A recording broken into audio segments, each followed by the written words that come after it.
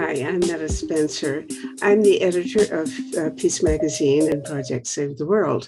And I have a very rich social life because every weekday I have an hour-long conversation with somebody who's very well informed or an expert on some important global issue. So it's very important, and I'd like to share many of my conversations with you because I record them and put them on our website. Let me tell you about the ones I did last week. One was with a guy named David Gallup, who is the president of the World Service Authority, which issues passports to people who can't get one.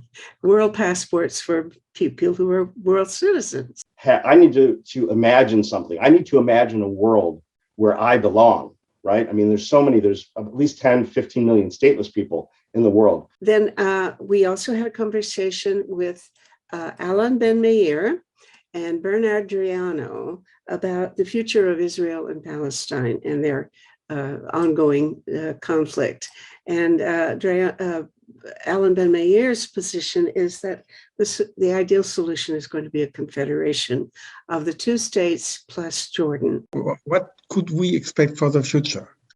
And begin to develop through confidence building measures. Conversation with David Courtwright, who is a professor of peace studies at Notre Dame University.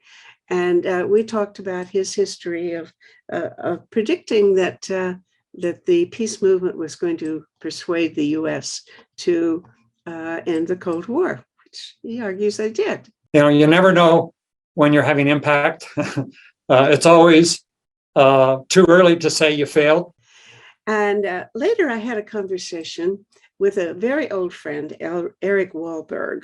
And Eric and I never got along during the Cold War back in the 80s. We get along fine as friends, but we disagreed on almost everything. And we did so again in this show. Hollywood is not the way to change the world. And finally, I had a conversation with Dilip Simeon, who is a retired history professor in Delhi.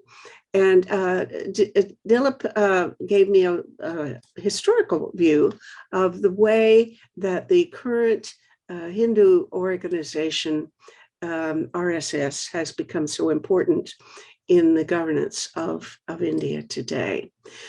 Democracy is not just majority rule. It's also the rule of law. It's freedom of the press, the freedom to speak. It's the freedom to express yourself, the freedom of trade unions, of mobilization, of demonstration without fear.